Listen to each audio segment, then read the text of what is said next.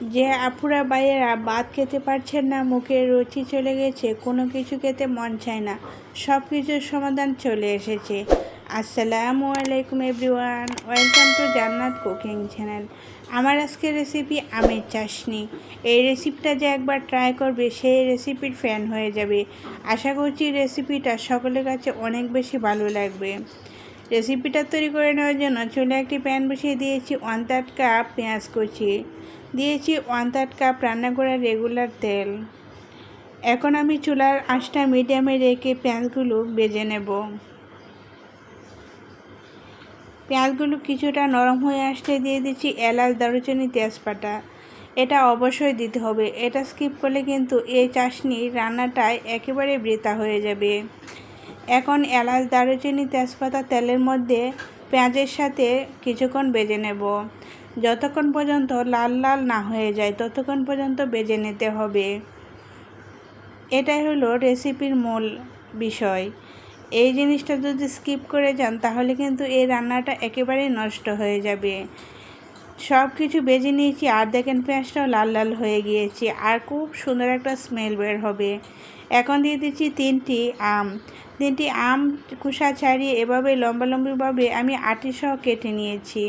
আমগুলো খুব ভালো করে ধুয়ে তারপর পানি ঝরিয়ে এখন তেলের মধ্যে দিয়ে দিচ্ছি আমগুলো। এই আমগুলো দিয়ে খুব ভালো করে কষিয়ে নিতে হবে। দিয়ে দিচ্ছি 1/2 চা চামচ লবণ, 1/4 টিস্পুন হলুদের গুঁড়া। হলুদের গুঁড়াটা একেবারে কম দিতে হবে, খুব বেশি দেওয়া যাবে না। মানে একটু কালার আসে, দেখতে ভালো লাগে, ওটার জন্য কিন্তু হলুদের গুঁড়াটা দেওয়া। আর যে যে উপকরণগুলো দিতে হবে কোনোটাই কিন্তু স্কিপ করা যাবে না। আমগুলো হলুদ আর লবণ দিয়ে আরও কিছুক্ষণ কষিয়ে নিয়েছি। এখন মিষ্টির জন্য দিয়ে দিচ্ছি 1.5 কাপ চিনি। চিনিগুলো দিয়ে আবারও 1 থেকে 2 মিনিট কষিয়ে নেব। চুলার আঁচটা মিডিয়ামে রেখে আমি সব কিছু করে নিয়েছি। সব কিছু ডিটেলসে বলে দিচ্ছি যাতে আপনারা খুব সহজে রেসিপিটা তৈরি করে নিতে পারেন। দিয়ে দিচ্ছি 4 কাপ পানি। যে কাপে আমি চিনি মেপে নিয়েছিলাম ওই কাপ দিয়ে আমি মেপে 4 কাপ পানি দিয়েছি। চুলার আঁচটা বাড়িয়ে রেখে আমি আমের মধ্যে বলক এসে গেলে তারপর মিডিয়ামে রেখে দেব। এখন একটা ঢাকনা দিয়ে ডেকে চুলার আঁচটা বাড়িয়ে রেখে জাল করে নেব যতক্ষণ পর্যন্ত পানির মধ্যে বলক না আসে। এই যে দেখেন চাশনির মধ্যে বলক এসে গিয়েছে। এখন আমি চুলার আঁচটা একেবারে মিডিয়ামে রেখে দেব। মিডিয়ামে রেখে কিছুক্ষণ জাল করে নেব যতক্ষণ পর্যন্ত আমগুলো ভালো করে সিদ্ধ না হয়।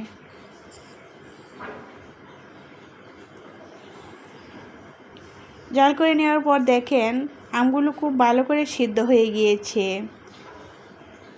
এখন কিন্তু খুব বেশি সময় লাগবে না, আমগুলো আমি চুলা থেকে নামিয়ে নেব। সিদ্ধ হয়ে যাওয়ার পর আবারও আমি 2 থেকে 3 মিনিট অল্প আঁচে রান্না করে নেব।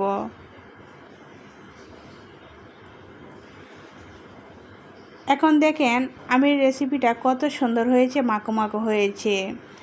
4 কাপ পানির মধ্যে 3 কাপ পানি রেখে দিতে হবে, 1 কাপ পানি কিন্তু শুকিয়ে নিতে হবে, তবে আপনার রেসিপিটা পারফেক্ট হবে। আর যে পরিমাণে আমি মিষ্টিটা দিয়েছি এটা একেবারে পারফেক্ট মিষ্টি হবে। আর মিষ্টিটা যদি কম হয়ে যায় তাহলে কিন্তু খেতে ভালো লাগবে না, টক টক লাগবে। তখন কিন্তু দেখবেন কেউ খেতে চাইবে কেউ খেতে চাইবে না, এরকম অবস্থায় হয়ে যাবে। চাশনিটা গরম গরম থাকা অবস্থায় আমি সার্ভ করে আপনাদেরকে দেখাচ্ছি। দেখেন মাশাআল্লাহ খুবই সুন্দর একটা কালার চলে এসেছে। ঠান্ডা হয়ে যাওয়ার পর কিন্তু খুবই সুন্দর একটা কালার আসে, দেখতে কিন্তু অনেক বেশি ভালো লাগে, খেতেও কিন্তু অনেক মজার হয়েছে। আশা করছি রেসিপিটা সকলের কাছে খুবই ভালো লেগেছে এবং সহজ লেগেছে। আজ তাহলে এ পর্যন্তই। আল্লাহ হাফেজ।